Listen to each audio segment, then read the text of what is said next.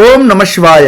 எல்லோரும் இன்புற்றிருக்க நினைப்பதுவே அல்லாமல் வேறொன்றும் அறியேன் பராபரமே. நரக வாழ்க்கை முடிந்து ராஜ வாழ்க்கையை ஆரம்பிக்க போகும் என் அன்பு கடகராசி நண்பர்களுக்கும் தோழிகளுக்கும் பிள்ளைகளுக்கும் பெரியோர்களுக்கும் வணக்கம். இந்த வீடியோல நரக வாழ்க்கையை வாழ்ந்துகிட்டு இருக்கிற, அதாவது 4 பேருக்கு நல்லது செஞ்சதாலேயே இழப்பை சந்தித்த, அவமானத்தை சந்தித்த, உதவி செஞ்சதாலேயே துரோகத்தை சந்திச்ச, உண்மையா உழைச்சதுனாலேயே கெட்ட பேரை வாங்கின, அதனால பெரிய பெரிய பிரச்சனைகளை சந்திச்சுக்கிட்டு இருக்கிற, நேர்மையா இருந்ததுனால ஒரு நிலையான வேலையில அமர முடியாத, நல்லது செய்யணும்னு நினைச்சதுனால குடும்பத்திலேயே பிரச்சனைய உருவாக்கிக்கிற என் அன்பு கடகராசி நண்பர்களுக்கு இப்ப நடந்துகிட்டு இருக்கிற வாழ்க்கை ஏதோ ஒரு விதத்துல நரக வாழ்க்கையா தான் இருக்கணும். எவ்வளவு முயற்சி பண்ணாலும் ஒரு விடிவு காலம் இல்ல, வாழ்க்கையில ஒரு மாற்றம் இல்ல, ஒரு முன்னேற்றம் இல்ல. பொருளாதாரத்துல தேவைக்கு மட்டும்தான் பணம் வருது, வந்துட்டு அந்த பணம் தங்குதா இருக்குதா எங்க இருக்குதுன்னே தெரியாம காணா போயிடுது. ஒரு சேர்த்து வைக்க முடியல, கனவுகளை பூர்த்தி செய்யறதுக்கு ஒரு வீடு, வாகனம், வசதிகளை ஏற்படுத்திக்க முடியல அந்த பணத்தால. வெளிநாட்டுக்கு போனாலும் வந்துட்டோமே அப்படின்னு செய்ய வேண்டிய வேலை, ஒரு துறைக்கு போனா முன்னேற்றமே இல்லாம 10-15 வருஷமா ஒரே மாதிரியா அந்த துறையில பல உள்ளடி வேலை, முன்னேறவே விட மாட்டாங்கிறாங்க. இது எல்லாமே கடகராசிக்கு ஒரு நரக வாழ்க்கை தான். இன்னும் சொல்ல போனா குடும்ப பிரச்சனையும் கடன் பிரச்சனையும் பெரிய தலைவலி, ஊரை விட்டு ஓடிடலாம் அப்படிங்கிற எண்ணத்தை கொடுக்கக்கூடிய பிரச்சனைகள் அதெல்லாம். அப்படிப்பட்ட சூழ்நிலையில என்னைக்கு நம்ம ராஜ வாழ்க்கையை வாழ போறோம், என்னைக்கு நம்ம இந்த பூமியில பிறந்ததுக்கான மகிழ்ச்சியை சந்தோஷத்தை அடைய போறோம் அப்படிங்கிற ஏக்கம் இருந்துகிட்டே இருந்ததுல, அது இப்ப சரியாக போகுது. அந்த கனவு இப்ப பலிக்க போகுது. எப்படி சொல்றேன், இவ்வளவு நம்பிக்கையா எப்படி சொல்றேன் அப்படின்னா, கடகராசிக்கு குரு உச்சமானவர், செவ்வாய் நீச்சமானவர். செவ்வாய் நீச்சம் அப்படின்னா வம்பு சண்டைக்கு போறதில்ல, ஆனா வந்த சண்டையை விடுறதில்ல. எந்த ஒரு விஷயத்தையுமே நிதானமா செய்யக்கூடியவர்கள். செவ்வாய்க்குரிய அந்த வேகம் இருக்காது, செவ்வாய்க்குரிய அந்த போட்டி, சிந்திக்காத தன்மை இருக்காது, சிந்தித்து செயல்படக்கூடிய ஒரு நேர்மை இருக்கும்.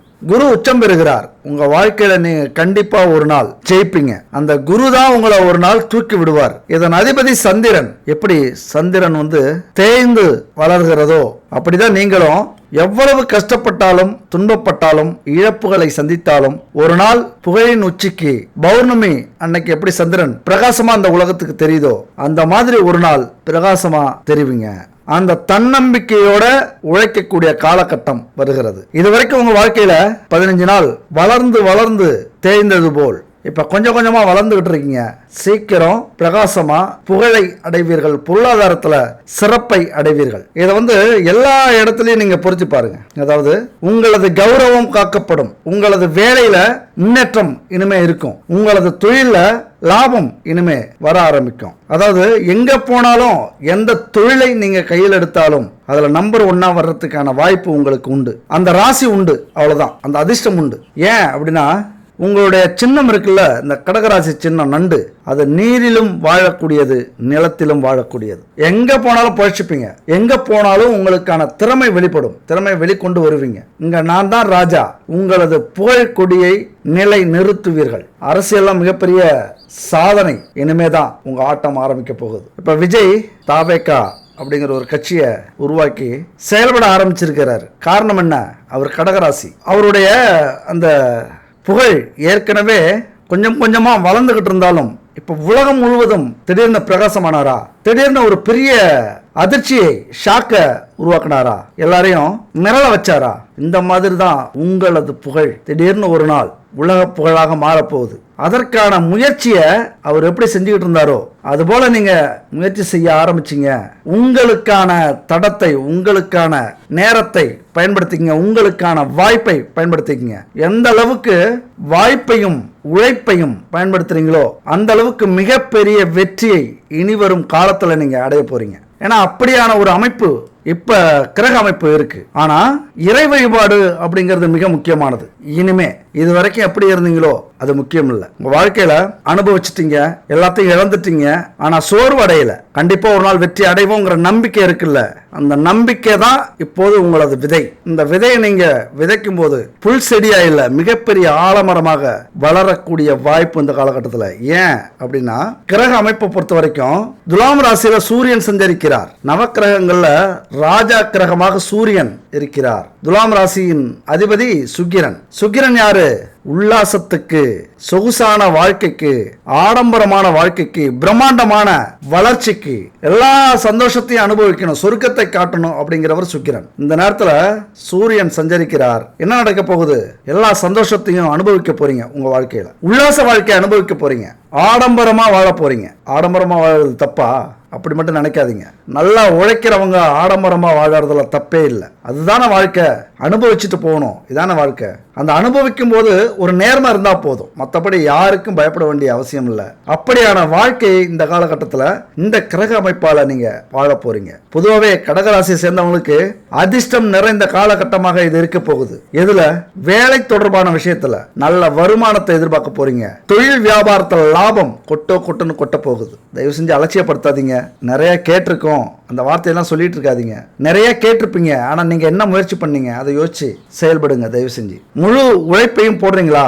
வருத்தப்படாதீங்க. அதற்கான பலனை இப்போது கொண்டு வந்து கொடுக்க போகிறது. நல்ல லாபம், நல்ல வருமானம் இந்த காலகட்டத்தில் கண்டிப்பா உங்களுக்காக வரப்போகுது. இதுக்கு மேல நீங்க ஆசைப்பட்டது எல்லாமே நடக்கும். வீடு கட்டுறது, வாகனம் வாங்குறது, தொழில பிரம்மாண்டமான வளர்ச்சி அடையிறது, இது எல்லாமே இனிமே நடக்க போகுது. அப்ப துலாம் ராசியில சூரியன் அப்படின்னா 4வது வீடு. இது சுகஸ்தானம், சுக வாகனஸ்தானம். சுக வாகனஸ்தானம் அப்படின்னா சுகபோகங்களை அனுபவிக்க போறீங்க. சைக்கிள்ல கூட போக முடியாது. நீங்க ஒரு கார்ல, ஒரு விலை உயர்ந்த பைக்ல போனா எப்படி இருக்கும்? அந்த காலகட்டம் தான் இது. நல்ல வாகனம், சுகம், வீடு, நிலம் இதெல்லாம் அனுபவிக்கக்கூடிய காலகட்டம். அதனால இந்த 4ஆம் வீட்டுல சூரியன் சஞ்சரிக்கிறதுனால இதுல எல்லாமே முதன்மையான இடத்தை தக்க வச்சுப்பீங்க. அடுத்தது மேஷராசியில ராகு. உங்களுக்கு மேஷராசியில ராகு அப்படின்னா உங்களுக்கு 10ஆம் வீடு, கர்மஸ்தானம், தொழில் ஸ்தானம். அடடடா, எவ்வளவு அற்புதமான ஒரு வாய்ப்பு. இதெல்லாம் கொடுத்து வச்சிருக்கணும்ல. ராகு வந்துட்டாலே, ராகுனா யார் தெரியுமா? பிரம்மாண்டத்தை உருவாக்குபவர். உங்கள் வேலையையும் தொழிலையும் மிக பிரம்மாண்டமா இனிமே டெவலப் பண்ண போறார் ராகு. ஆனா இன்னொரு மைனஸ் விஷயமும் இருக்கு. அதாவது ராகு அப்படின்னா தவறான செயலையும் ஈடுபட வச்சு நல்லா சம்பாதிக்க வைப்பார். இங்கதான் நீங்க எச்சரிக்கையா இருக்கணும். இங்கத்தான் சிந்தனை, யோசனை மிக மிக முக்கியம். நிறைய வாய்ப்புகள் தவறான வழியில கிடைக்கும். அதையெல்லாம் புறம் தள்ளிட்டு நேர்மையான பாதையை தேர்ந்தெடுங்க. அதுல மிகப்பெரிய முன்னேற்றத்தை, மிகப்பெரிய வளர்ச்சியை அடையலாம். இப்ப பிரம்மாண்டம்னா என்னங்க? ராகு இப்ப எனக்கு ஒரு பைக் வாங்கணும்னு ஆசை இருக்கும். ஏதோ ஒரு ஹோண்டா, ஒரு பல்சர்ல ஒரு 150 இப்படி பைக் வாங்கணும்னு ஆசை இருக்கும். ராகு இல்ல அப்படின்னா, வேற கிரகங்கள் எதுவாக இருந்தாலும் சரி. ஆனா இதே ராகு உட்காந்துட்டாரு அப்படின்னா எனக்கு பைக் வாங்கணும்னு ஆசை வரும். ஆனா கேடிஎம் பைக், BMW இந்த மாதிரி விலை உயர்ந்த பைக் எடுக்கணும்னு தோணும். அப்படித்தான் ஒரு பெட்டி கடை வைக்கணும்னு தோன்ற அந்த மனசு ராகு வர்றதுனால சூப்பர் மார்க்கெட் மாதிரி பெரிய ஸ்டோரா வைக்கணும் அப்படின்னு நினைப்பீங்க. ஒரு மிகப்பெரிய பிரம்மாண்டத்தை காட்டக்கூடிய அமைப்பு இந்த ராகு. இந்த ராகு மேஷராசியில 10ஆம் வீட்டுல இருக்கிறது மிகப்பெரிய யோகம். இப்ப கர்மஸ்தானம், தொழில் ஸ்தானத்துல ராகு வருகிறார். அதிகாரம், நல்ல தொழில், யோகம், அதிர்ஷ்டம், புகழ், அரசாங்க உத்தியோகம், அரசாங்க உதவி, இது எல்லாமே உங்களுக்கு கிடைக்க போகுது. அதே நேரத்தில் மந்திரம் அப்படிங்கிற ஒரு விஷயம் உங்க வாழ்க்கையில மிக முக்கியமானது. இப்ப அதையும் சொல்லக்கூடியது ராகு. உங்க வாயால மந்திரத்தை இந்த காலகட்டத்தில் உச்சரிங்க. மிகப்பெரிய தொழில் முன்னேற்றம் உங்களுக்கு கிடைக்கும். அது என்னங்க இவ்வளவு சொல்றீங்க, கடைசியில மந்திரம்? இது ராகுவுக்கு உரித்தான ஒரு விஷயம். ஒவ்வொன்றுக்கும் ஒவ்வொரு அமைப்பு இருக்கு, ஒவ்வொரு அடையாளம் இருக்கு. இப்ப குரு அப்படின்னா தங்கம், செவ்வாய் அப்படின்னா ரத்தம், சுக்கிரன் அப்படின்னா சுகபோக உல்லாச வாழ்க்கை. அது போல ராகு அப்படின்னா பிரம்மாண்டம். அடுத்தது மந்திர உச்சரிப்பு. எந்த அளவுக்கு இறை வழிபாட்டில் மந்திரத்தை உச்சரிக்கிறீங்களோ அந்த அளவுக்கு மிக பெரிய பிரம்மாண்டத்தை உங்களது வேலையிலையும் தொழிலையும் கொடுக்கக்கூடியவர் ராகு பகவான். ராகு எல்லாரும் கெட்டவன்னு சொல்றாங்க. இப்ப ஊர்லயே சில பேரை கெட்டவன் ஒருத்தன் இருப்பான், ஆனா அவன் எல்லாருக்குமே கெட்டவனா இருக்க மாட்டான். ஊர்ல இருக்கிற 1000 பேத்துக்கும் கெட்டவனா இருக்க மாட்டான். ஒரு 10 பேருக்காவது நல்லவனா இருப்பான் அவன். ஏன்னா அந்த 10 பேருக்கு நல்லது செஞ்சிருப்பான். அப்படித்தான் ராகு நல்லவங்களுக்கு நல்லவன், கெட்டவங்களுக்கு கெட்டவன். ராகு நீங்க தப்பா நினைச்சீங்க அப்படின்னா தப்பான வழியை நிறைய காட்டுவார். ராகு நல்லவனா நினைச்சீங்கன்னா நல்ல வழியை நிறைய காட்டுவார். இதுதான் நம்மளுடைய எண்ணத்துக்கும் ராகுக்கும் உள்ள தொடர்பு. அப்ப எந்த அளவுக்கு மந்திரத்தை பயன்படுத்தி, இறை வழிபாட்டை பயன்படுத்தி, பூஜைகளை பயன்படுத்தி வேலையிலையும் தொழிலையும் செயல்பட ஆரம்பிக்கிறீங்களோ மிகப்பெரிய பிரம்மாண்டத்தை உருவாக்குவார் ராகு பகவான். அடுத்தது ஒரு முக்கியமான விஷயம் என்னன்னா, நீங்க எதெல்லாம் நினைச்சு உங்க குடும்பத்துக்காகவும் உங்கள் துணைக்காகவும் உங்கள் குழந்தைகளுக்காகவும் உங்கள் உறவுகளுக்காகவும் செய்றீங்களோ அதற்கான முழு பலனும் அதற்கான முழு மரியாதையும் உங்களுக்கு கிடைக்காது. திருமண வாழ்க்கையை பொறுத்த வரைக்கும் கொஞ்சம் மேலோட்டமா தான் நீங்க இருப்பீங்க. ஆனா மனசுல மரியாதை இருக்கும், மனசுல ஒரு நல்லெண்ணம் இருக்கும் அவங்கள பத்தி. ஆனா உங்களை புரிஞ்சுக்க மாட்டாங்க. யாரையுமே நீங்க மதிக்கல அப்படின்னு தான் உங்களை சொல்லுவாங்க. குடும்பத்துல எந்த பிரச்சனை வந்தாலும் உங்களால வருது அப்படின்னு நினைப்பாங்க அப்படின்னு சொல்லுவாங்க. உண்மையா சொல்லப்போனா விட்டு கொடுத்து போகணும்னு நீங்க நினைச்சாலும் உங்க சூழ்நிலை உங்களை விட்டு கொடுக்க வைக்காது. வேலையா இருந்தா சொல்ல வேண்டியதில்லை, பெரிய பிரளயமே நடக்கும் வேலையில. தொழிலும் அப்படிதான். அங்க நீங்க என்ன செய்வீங்க தெரியுமா? உங்க சைடுல இருந்து சரியா இருக்கணும் அப்படின்னு நினைப்பீங்க. இந்த அதிகாரிக்கு பயந்து ஒரு வேலை செய்யறது, இந்த அக்கம் பக்கத்துல வேலை செய்யறவங்க நம்மள என்ன நினைப்பாங்களோ அப்படின்னு நினைச்சுக்கிட்டு வேலை செய்யறது, இந்த காக்கா பிடிக்கிறது அலுவலகத்துல, அது மாதிரி தொழில அநியாயத்துக்கு சம்பாதிக்கிறது, அநியாயத்துக்கு லாபத்தை வச்சு விற்கிறது, அல்லது பிசினஸ் பண்றது, அல்லது கலப்படமான பொருள் சேர்க்கறது, இதெல்லாம் தொழிலை பொறுத்த வரைக்கும் சுத்தமா இருக்கணும் அப்படின்னு நினைப்பீங்க. இந்த சுத்தம், உண்மை, நேர்மை இதுவே உங்களுக்கு பெரிய பிரச்சனையா வரக்கூடிய அமைப்பு இந்த காலகட்டத்தில். இதனால கண்டிப்பா நீங்க பிரச்சனையை சந்திச்சிருப்பீங்க. தொழில் நஷ்டமா இருக்கும், வேலையை விட்டு நீங்க இருப்பீங்க, இல்ல குடும்பத்துல பிரச்சனையாகி பிரிஞ்சிருப்பீங்க, வெளிநாட்டில இருந்து திரும்ப வந்திருப்பீங்க, அல்லது எந்த துறையாக இருந்தாலும் அந்த துறையில இருந்து நீங்க விலக்கி வைக்கப்பட்டிருப்பீங்க. ஏன்னா உங்களது உண்மைக்கும் நேர்மைக்கும் உழைப்புக்கும் கிடைச்ச பரிசு. இதே தான் உங்க குடும்பத்திலையும் நடக்கும். உங்களை புரிஞ்சிக்க மாட்டாங்க. அப்பதான் நீங்க சோர்ந்து போய் துவண்டு போயிடுவீங்க. நம்முடைய வாழ்க்கையில இந்த அவமானம், துன்பம், கஷ்டம் இதெல்லாம் மாறி மாறி வரக்கூடியது. இரவும் பகலும் மாறுறது மாதிரி. எப்பவுமே வாழ்க்கையில துன்பம் இருந்தா வருத்துரும், எப்பொழுதுமே வாழ்க்கையில இன்பம் இருந்தா திகட்டிடும். அதனாலதான் இன்பமும் துன்பமும் மாறி மாறி நம்ம வாழ்க்கையில வந்துகிட்டே இருக்கு. வாழறதுக்கு ஒரு பிடிப்பையும் கொடுக்கக்கூடியது அதுதான். இருந்தாலும் சில நேரத்துல வாழ்க்கையில இருக்கிற கஷ்டங்களை நினைச்சு நினைச்சு மனம் வருத்தம் அடையும் போது இந்த விஷயத்தை மட்டும் ஞாபகம் வச்சுக்கோங்க. எப்பயாவது மலை ஏறி இருக்கீங்களா? கடினமா மலை ஏறிட்டு மலை உச்சியில போய் நின்று அந்த அற்புதமான காட்சியை பார்த்தோம் அப்படின்னா எப்படி இருக்கும்? சொர்க்கமே தெரியுமா? அவ்வளவு கஷ்டப்பட்டு மலை ஏறி இருப்போம், எல்லாத்தையும் மறந்துடுவோம். அது ஒரு அழகான காட்சியா மலைக்கு மேல இருக்கும். அந்த இயற்கையை ரசிக்கிறதுக்கு 1000 கோடி கண்கள் வேணும் அப்படின்னு நினைப்போம். ஏறி வந்த பாதையை மறந்துடுவோம். இது 100க்கு 100 உண்மைங்க. நாங்க ஒரு டூருக்கு போயிருந்தோம். Munnar Eravikulam national park. எத்தனை பேர் போயிருக்கீங்கன்னு தெரியல. மூணாருக்கு போனீங்க அப்படின்னா கண்டிப்பா இரவிக்குளம் நேஷனல் பார்க்கு போயிட்டு வாங்க. பெரிய பெரிய ஃபாரின் எந்தெந்த நாட்டுக்கெல்லாம் போனா அந்த மாதிரியான காட்சி கிடைக்குமோ அப்படி அங்க எங்களுக்கு கிடைச்சது. ஆனா அந்த மலை ஏறும்போது நாங்க பட்ட கஷ்டம் இருக்கு, ரொம்ப கஷ்டம். ஏண்டாப்பா வந்தோம் அப்படின்னு கூட நினைச்சிட்டோம். பாதி வழியில திரும்பி போயிடலாமான்னு கூட நினைச்சோம். ஆனா அங்க போனதுக்கு அப்புறம் தான் தெரியுது இன்னும் எவ்வளவு தூரம் வேணாலும் இதுக்காக நடக்கலாம் அப்படின்னு. இது ஒரு ரியல் இன்சிடென்ட்டுங்க. அதுதான் வாழ்க்கை. இதை மட்டும் நீங்க புரிஞ்சுக்கங்க. ஒரு சின்ன ஸ்டோரி. குரு சீடர்கள் கேள்விப்பட்டிருப்பீங்க. எப்போதுமே ஒரு 10 பேருக்கு குரு வந்து பாடம் எடுத்துக்கிட்டே இருப்பார். அவங்க இறை வழிபாட்டுக்காக ஒரு நாட்டில இருந்து இன்னொரு நாட்டுக்கு, ஒரு ஊர்ல இருந்து இன்னொரு ஊருக்கு போறது உண்டு. அப்படி போகும்போது ஒரு 10 சீடர்களோட குரு போறாரு. சில நாட்கள் உணவு, தண்ணி இதெல்லாம் கிடைக்குது போற வழியில. ஒரு நாள் சுத்தமாவே கிடைக்கல, தண்ணி கிடைக்கல, தாகம் அதிகமா இருக்கு, சாப்பாடு கிடைக்கல, பசி அதிகமா இருக்கு, நடக்க முடியல, சோர்வு. ஏதாவது ஒரு இடத்தை பார்த்து நம்ம ஓய்வு எடுக்கலாம் அப்படின்னு நினைக்கிறாங்க. இருட்டும் ஆயிடுச்சு. கடைசி வரைக்கும் அன்னைக்கு ஃபுல்லா அவங்களுக்கு தண்ணியும் சாப்பாடும் கிடைக்கல. ஒரு இடத்துல போய் உறங்க போறாங்க நைட்ல. அப்ப படுக்கும் போது அந்த குரு சொல்றாரு, எல்லாம் கொடுத்த இறைவனுக்கு நன்றி அப்படின்னு சொல்லிட்டு படுக்கிறார். அப்ப அதுல ஒரு சீடர் எழுந்திருச்சு பொறுக்க முடியாம கேட்கிறாப்ல, பசி தாகத்தெல்லாம் பொறுக்க முடியாம, குருவே எதுவுமே இன்னைக்கு நமக்கு கிடைக்கல, பசிக்குது உணவு கிடைக்கல, தாகம் எடுக்குது தண்ணி கிடைக்கல, ஒரு ஓய்வு எடுக்கிறதுக்கு ஒரு வீடு கூட கிடைக்கல, ஆனா எல்லாமே இன்னைக்கு கொடுத்த இறைவனுக்கு நன்றின்னு சொல்றீங்களே அப்படின்னு கேட்கிறாப்ல. அந்த சீடன் கேட்ட கேள்விதான் எல்லாருடைய மனசுலயும் இருந்தது, மற்ற சீடர்களுக்கும். ஆனா அந்த குரு சொன்ன பதில், அந்த ஒரு வார்த்தை கேட்டு எல்லா சீடர்களுக்குமே அந்த நேரத்துல அந்த பசி, தாகம், உடல் அசதி எல்லாமே போயிடுச்சான். அப்படி அந்த குரு என்ன சொல்லியிருப்பார் கொஞ்சம் சிந்திச்சு பாருங்க. இந்த வீடியோட கடைசியா நம்ம பார்க்கலாம். சரி, அதனாலதான் இப்ப நீங்க மிகப்பெரிய சோர்வுல இருக்கீங்க. எந்த ஒரு விஷயத்திலையும் நம்பிக்கை இல்லாம இருக்கீங்க. எந்த ஜோசியரை பார்த்தாலும் திட்டணும்னு உங்க மனசு சொல்லும். இதைத்தானே கேட்டுட்டு இருக்கோம், ஏன் பொய் சொல்றீங்க?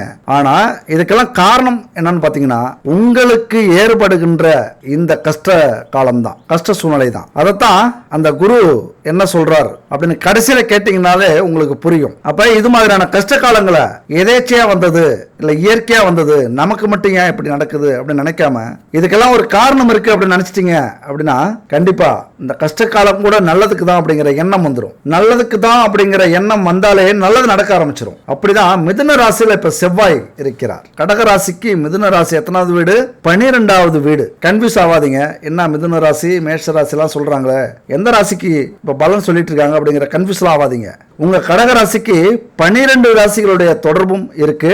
அதைத்தான் நம்ம சொல்லிட்டு இருக்கோம். அதுல கன்ஃபியூஸ் ஆகாதீங்க, உங்களுக்கு தான் சொல்லிட்டு இருக்கோம். அதனால இப்ப மிதுன ராசியில செவ்வாய் இருக்கிறதுனால கடகராசி நண்பர்களுக்கு அது 12வது வீடு. அந்த இடம் என்ன சொல்லுது அப்படின்னா விரயஸ்தானம், அயன சயன போக ஸ்தானம். விரயஸ்தானம் அப்படின்னா நம்முடைய செலவுகளை குறிக்குது. செலவுகள் அப்படின்னா பணம் மட்டும் இல்ல, பொருளாதாரம் மட்டும் இல்ல, எதுலையுமே செலவு அப்படின்னா எதை சொல்லுவோம் அப்படின்னா வீண் செலவு, நல்ல செலவு, உழைப்பு வீணா வருது, மரியாதை வீணாகிறது.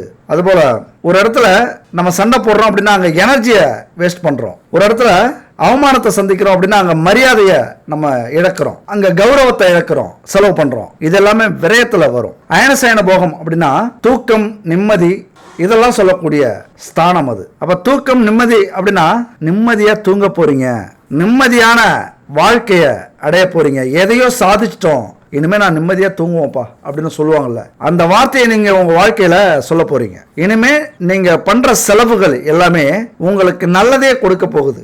செவ்வாய் அப்படின்னா வேகம், ஒரு வீரம், ஒரு தன்னம்பிக்கை. அந்த தன்னம்பிக்கைய இந்த நேரத்தில் நீங்க அதிகமா வளர்த்துப்பீங்க, அதை வெளியில கொண்டு வருவீங்க. இங்க எதிரிகளை உங்களுடைய வேகத்தால விரட்டி அடிக்க போறீங்க. இது வரைக்கும் நிம்மதி இல்லாத வாழ்க்கைய, தூக்கமே இல்லாத வாழ்க்கையை வாழ்ந்துகிட்டு இருந்த உங்களுக்கு தற்கொலை செஞ்சுக்கலாம் அப்படிங்கிற எண்ணம் வந்திருக்கா? அதையெல்லாம் சொல்லக்கூடியவர் இந்த செவ்வாய். துரோகம் உங்களுக்கு நடந்திருக்கும், மிகப்பெரிய கோபத்துல பல விஷயங்களை இழந்திருப்பீங்க. இது வரைக்கும் ஜாதி பிரச்சனையில சிக்கியிருப்பீங்க, அந்நியர்களால மிகப்பெரிய துரோகத்தையும் பொருளாதார இழப்பையும் சந்திச்சிருப்பீங்க. அதனால வறுமையை சந்திச்சிருப்பீங்க, உடல் உபாதை, நோய் அல்லனா ஏதாவது காயம், இதை நீங்க சந்திச்சிருக்கிறதுக்கு வாய்ப்புகள் உண்டு. விபத்து, இதுவரைக்கும் இருந்த இந்த அமைப்புல பெரிய மாற்றம் வரப்போகுது.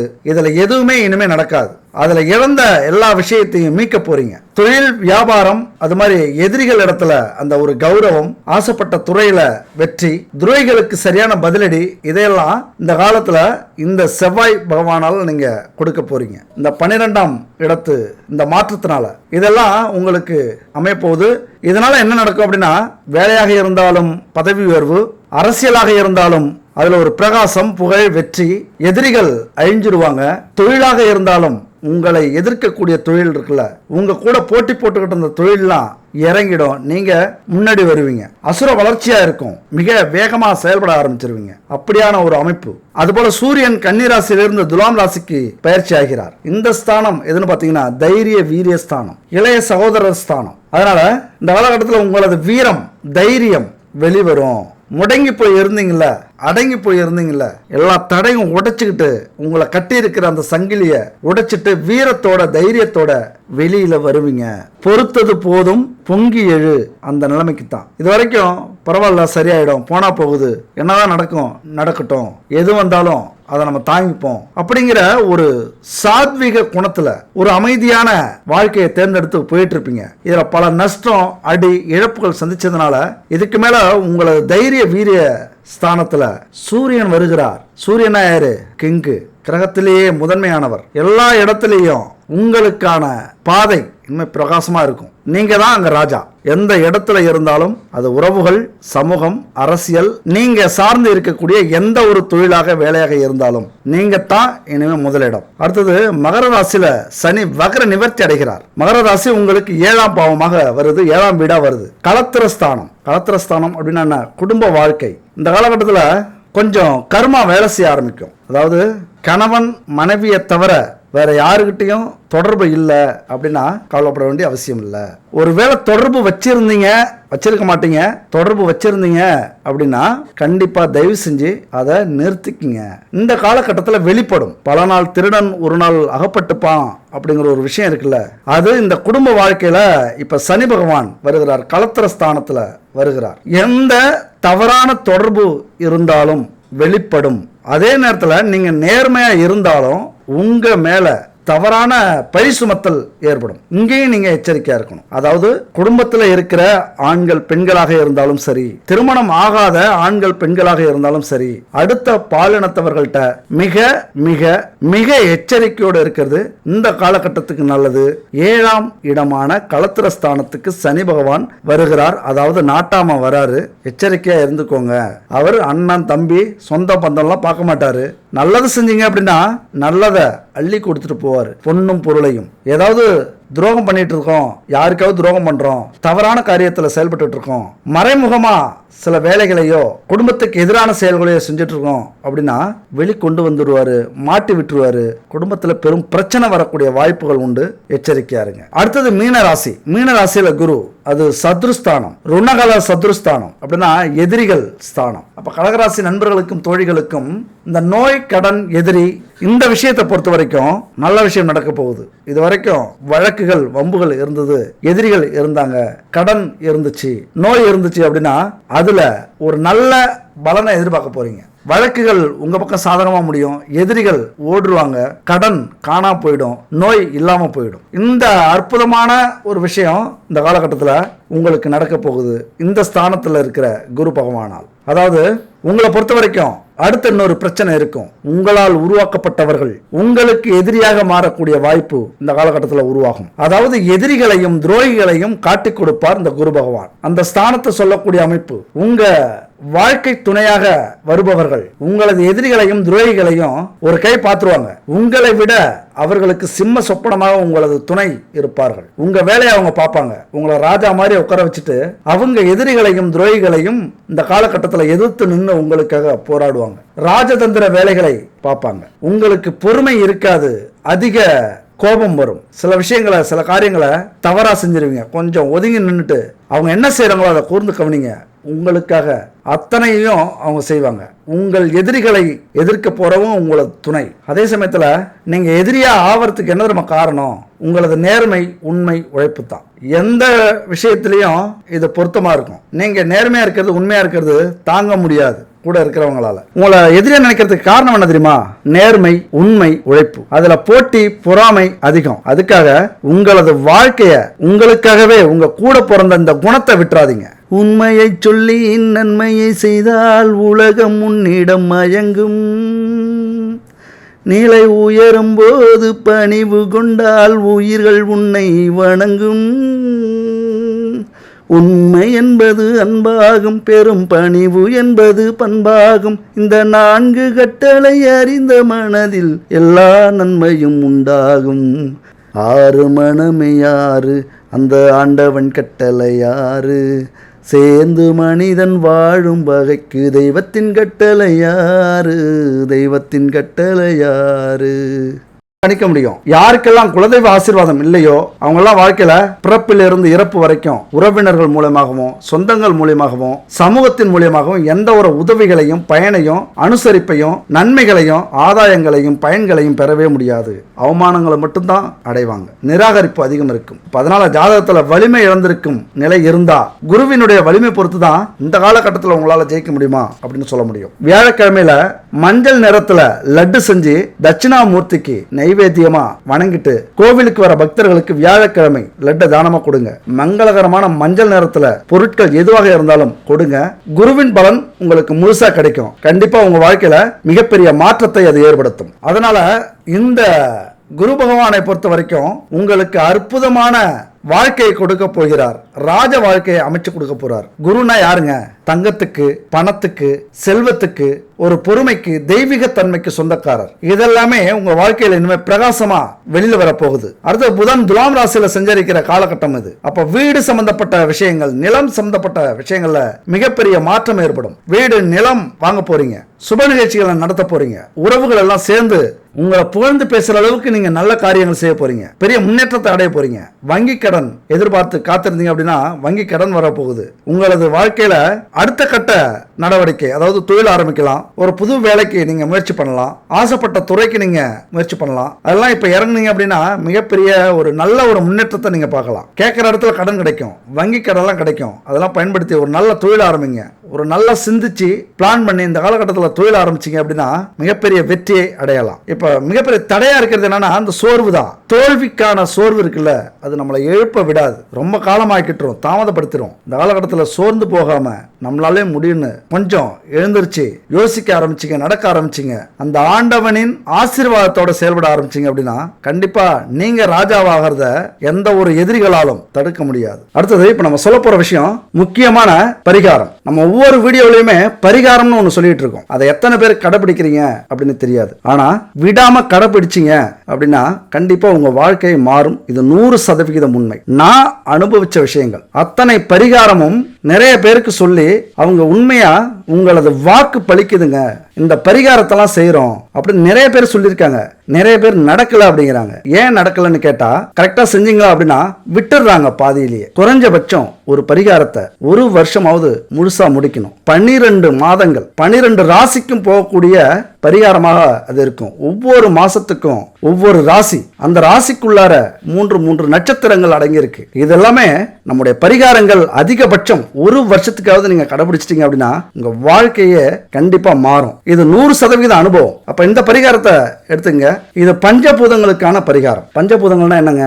நம்முடைய உடல், ஆன்மா ரெண்டுமே பஞ்சபூத சக்தியால ஆதிக்கம் செலுத்தப்பட்டிருக்கு. அப்ப பஞ்சபூதங்கள் அப்படின்னு சொல்லக்கூடியது நீர், நிலம், காற்று, ஆகாயம், நெருப்பு. அப்ப இந்த பஞ்சபூதங்கள் நம்முடைய ஒவ்வொரு செயலிலும், வேலையிலும், தொழிலிலும் பரவி இருக்கு. அதை சார்ந்துதான் நம்ம எதையுமே செய்யறோம். அப்ப இதை எல்லாத்தையும் சமநிலையில நம்ம வச்சிருந்தா மட்டும்தான் தொழிலையோ வாழ்க்கையிலயோ முன்னேற முடியும். ஏதாவது ஒண்ணுக்கு ஒண்ணு அதிகமாச்சு அல்லது குறைஞ்சது அப்படின்னா பல விஷயத்துல நஷ்டம் அடைவோம், பிரச்சனையை சந்திப்போம், விபத்துகள் ஏற்படும். அதனால நம்ம வாழ்க்கையை பறிகொடுக்கக்கூடிய நிலைக்கு ஆளாகும். நிறைய தொல்லைகள், தொந்தரவுகள் ஏற்படும். அப்ப இந்த உலகமே இயங்கிறதுக்கு காரணம் இந்த பஞ்சபூதங்கள் தான். இதெல்லாம் புராணங்கள்ல சொல்லப்பட்டது. புராணங்கள் அப்படின்னா சும்மா இல்ல, நம்முடைய முன்னோர்கள் அவர்களுடைய சக்தியை பயன்படுத்தி இதெல்லாம் கண்டுபிடிச்சிருக்காங்க. அப்ப மனிதனுக்கு பஞ்சபூதங்கள் அப்படின்னா 5 குணங்கள், 5 புலன்கள், 5 மனித மேம்பாடுகள், இதையெல்லாமே சொல்லக்கூடியது, இதுல ஆதிக்கம் செலுத்தக்கூடியது. அப்ப பஞ்சபூத சக்திகளை 5 மூர்த்திகள், பிரம்மன், உருத்திரன், மகேஸ்வரன், சதாசிவன், விஷ்ணு, இந்த 5 பேரும் ஆட்கொண்டிருக்கிறார்கள். பஞ்சபூத சக்திகளான பராசக்தி, ஆதிசக்தி, இச்சாசக்தி, கிரியாசக்தி மற்றும் ஞான சக்திகள், இதெல்லாமே பஞ்சபூத சக்திகள். அப்ப இவைகளுக்கான பரிகாரங்களையும் மந்திரங்களையும் நம்ம செய்யும்போது இந்த பஞ்சபூத சக்திகள் நமக்கு ஆட்டோமேட்டிக்கா கிடைக்கும், சமநிலையில இருக்கும். அதனாலதான் இந்த பஞ்சபூத பரிகாரம்ங்கிறது உங்க வாழ்க்கையில கண்டிப்பா மிக மிக முக்கியமானது. இது வரைக்கும் எந்த பரிகாரத்தை நீங்க கடைசி வரைக்கும் செய்றீங்களோ இல்லையோ, இந்த பஞ்சபூத பரிகாரத்தை செய்யுங்க. பஞ்சபூத சக்திகள் நமக்கு கிடைச்சாலே எல்லாத்துலயும் நம்ம கில்லியா மாறிடுவோம், கெத்தாயிடுவோம். அவ்வளவு சக்தியும் நமக்கு நம்முடைய மனசையும் உடம்பையும் தெளிவுபடுத்தும். அதுக்கு என்னென்ன தேவைகள் அப்படின்னு பாத்தீங்கன்னா, பஞ்சகவ்ய விளக்கு, பஞ்சகவ்ய சாம்பிராணி, பஞ்சகவ்ய அகர்பத்தி, பஞ்சதீபத்திரி, பஞ்சதீப எண்ணெய், இது எல்லாமே பஞ்சபூதங்களை தன்வசப்படுத்தக்கூடிய பொருட்கள். இந்த 5 பொருளும் உங்க வீட்டுல பரிகாரம் செய்யற காலகட்டம் மட்டும் இல்ல, எப்போதுமே இருந்ததுன்னா உங்க வீட்டுல அவ்வளவு சக்தி கிடைக்கும், பஞ்சபூத சக்திகள். அப்ப இந்த பஞ்சகவ்ய விளக்கு, சாம்பிராணி, அகர்பத்தி எல்லாம் எப்படி செய்யறாங்க அப்படின்னா, பசுமாட்டிலிருந்து எடுக்கக்கூடிய நெய், தயிர், பால், சாணம், கோமியம், இதுல இருந்து தயாரிக்கக்கூடியது